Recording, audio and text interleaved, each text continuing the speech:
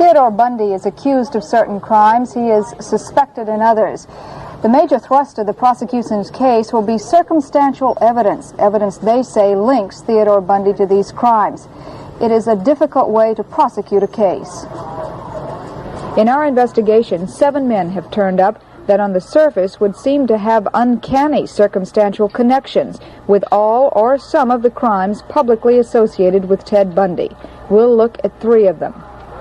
Take, for instance, Suspect 1, a man currently standing trial for multiple murders. He has been diagnosed as schizophrenic. There are strong indications that he was in Utah and Colorado during the time of the crimes there. You will recall that Bundy has been convicted of kidnapping Carole Boone in a suburb of Salt Lake City.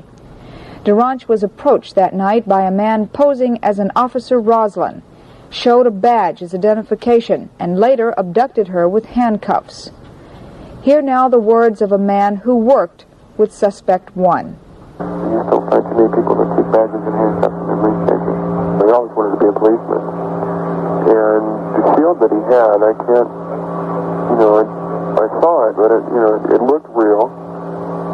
But like I said, he was such a deluded person anyway that most of everything he said or did, you could take, I took with a grain of salt. We now move to Suspect 2, a man convicted of the murder of Salt Lake City woman Karen Roberson. Suspect 2 is currently serving time for this murder. He moved to Salt Lake City in early 1976. A month later, a series of murders occurred: Sandra Weaver, Carol Sarkazians, Kathy Hansen, Karen Roberson. In the Roberson murder, Suspect 2 used handcuffs and a handgun. The coroner said it's possible one man committed all these murders.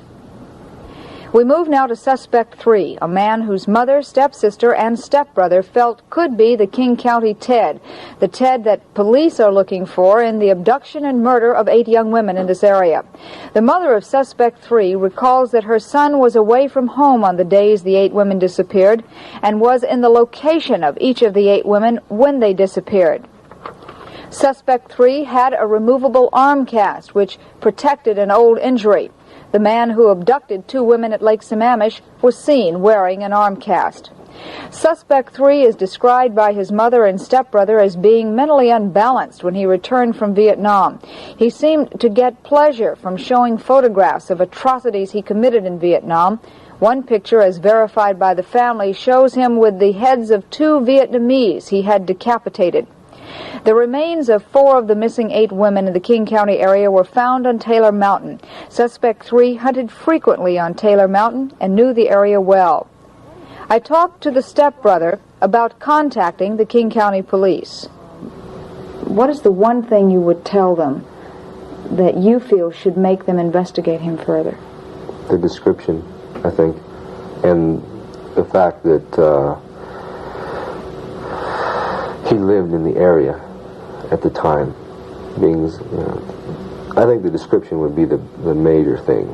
Plus the fact that he had came up on their computer and they didn't really do much about it.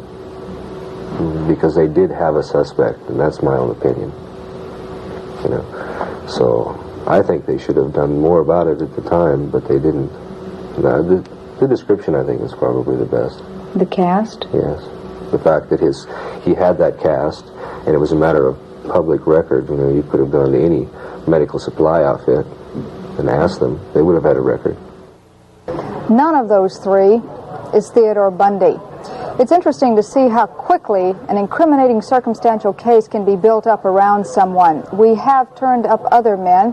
One of them in particular stands out because of his strong circumstantial connection with not only the Karen Campbell murder in Colorado, but with the King County disappearances as well.